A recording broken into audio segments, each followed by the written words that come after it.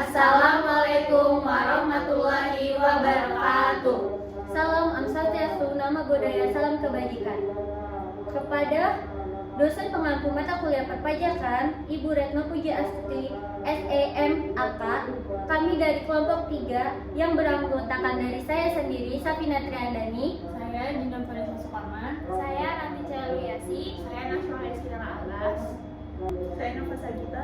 Saya Waldia Novita. kami akan memaparkan hasil analisis perpajakan PT Mandiri Persero Tbk.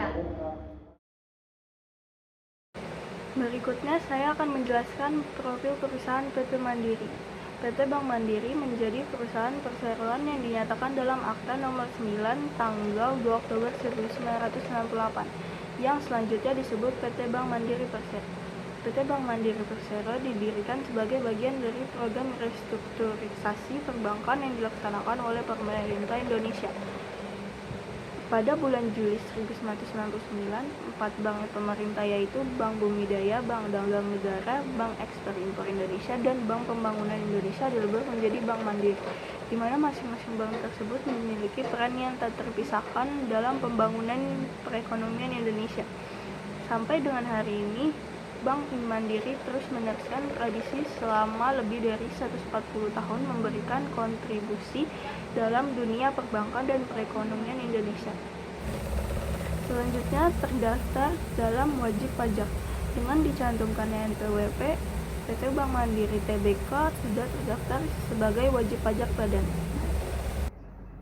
Di sini saya akan memaparkan mengenai pembayaran pajak tepat waktu PT Bank Mandiri Persero Tbk.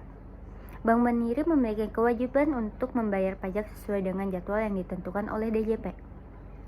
Dari laporan yang ada, perusahaan ini telah memenuhi kewajiban tersebut dengan baik. Sebagai contoh, pada tahun 2023, Bank Mandiri melaporkan PPh badan yang cukup besar, mencerminkan tingginya laba bersih perusahaan yang tercatat pada periode tersebut. Pembayaran PPN juga dilakukan secara berkala untuk layanan yang dikenakan pajak. Dikarenakan PT Bank Mandiri Tbk tidak mempublish bukti pembayaran pajak, maka kami tidak bisa melampirkan bukti pembayaran pajak PT Bank Mandiri Persero Tbk ini. Jadi di sini saya akan menjelaskan tentang SPT PT Bank Mandiri Tbk. PT Bank Mandiri secara rutin menyampaikan surat pemberitahuan SPT tahunan dan SPT masa. Apa sih SPT tahunan?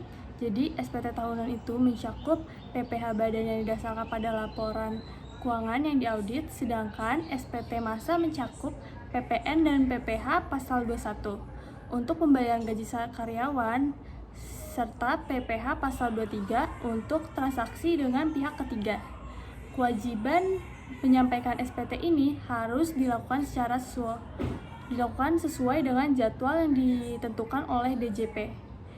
Bank Mandiri menggunakan e-filing untuk menyampaikan SPT secara digital. Tidak terdapat bukti SPT PT Bank Mandiri Tbk dikarenakan tidak diunggah oleh perusahaannya. Sanksi keterlambatan. Bank Mandiri pernah dikenakan beberapa sanksi terkait keterlambatan dalam pelaporan pajak. Salah satu contoh adalah keterlambatan pelaporan PPN pada masa pajak September 2012. Contohnya, putusan Pengadilan Pajak nomor PUT 002334.99 per 2018 per PP per M.IB, Pengadilan Pajak memutuskan bahwa meskipun ada keterlambatan, tidak ada kerugian negara yang signifikan, dan sanksi administrasi sebesar 16,5 juta yang dikenakan pada Bank Mandiri dibatalkan. Di sini saya akan menjelaskan sengketa pajak dari Bank PT Mandiri Persero. Bank Mandiri juga terlibat dalam beberapa sengketa perpajakan. Salah satu sengketa terbesar adalah terkait PPN atas penjualan pada tahun 2011. Dalam kasus ini, Direktorat Jenderal Pajak melakukan koreksi atas dasar pengenaan pajak atau disebut singkat DPP yang kemudian diputuskan oleh pengadilan bahwa koreksi tersebut berlebihan dan pengurangan signifikan diberikan pada jumlah pajak yang harus dibayar. Sengketa ini diselesaikan di pengadilan pajak dengan hasil yang sebagian besar menguntungkan bagi Bank Mandiri. Berikut adalah laporan posisi keuangan konsolidasi dari PT Bank Mandiri Persero Tbk. Bisa dilihat itu adalah tabelnya. Pertumbuhan total aset Bank Mandiri didukung oleh total aset keuangan maupun total aset non-keuangan. Total aset keuangan Bank Mandiri tercatat mencapai 2.059,15 triliun per tahun 2023 dengan pertumbuhan sebesar 9,12% YTD. Dibandingkan capaian di tahun 2022 sebesar 1.887,11 triliun, sedangkan total aset non-keuangan mencapai 115,07 triliun atau bertumbuh 9,13% YTD dari sebelumnya sebesar 105,44 triliun di akhir 2022. Dengan demikian, porsi total aset keuangan Bank Mandiri terhadap total asetnya pada tahun 2023 adalah sebesar 94,71%, di mana angka ini masih sama dengan tahun sebelumnya. Di sisi lain, porsi total aset non-keuangan Bank Mandiri terhadap total asetnya pada tahun 2023 adalah sebesar 5,29%, di mana angka ini juga masih sama dengan tahun 2022.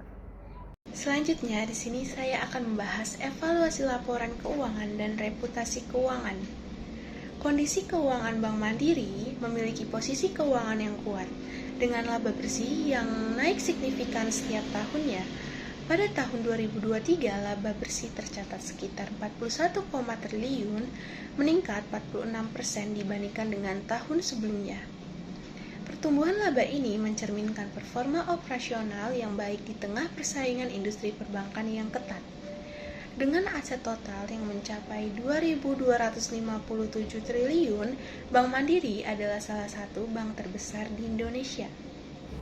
Saya akan menjelaskan tentang reputasi PT Mandiri Persero Tbk. Sebagai bank terbesar yang dimiliki oleh negara, Bank Mandiri memiliki reputasi yang solid baik di dalam negeri maupun di pasar internasional.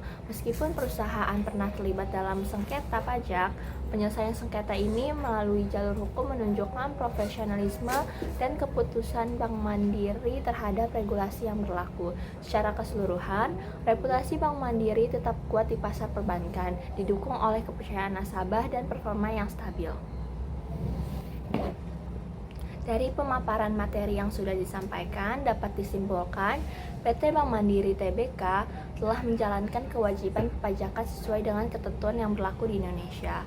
Perusahaan memiliki komitmen yang tinggi dalam menyampaikan SPT dan membayar pajak tepat waktu. Meskipun ada beberapa sengketa pajak dan Bank Mandiri berhasil menyelesaikan melalui jalur hukum dan mempertahankan stabilitas keuangannya. Evaluasi keuangan menunjukkan perusahaan dalam kondisi yang baik dengan total aset yang besar dan pertumbuhan laba yang konsisten, menjadikannya salah satu institusi keuangan paling terpercaya di Indonesia. Sekian dari kami, kurang lebihnya mohon maaf. Wassalamualaikum warahmatullahi wabarakatuh.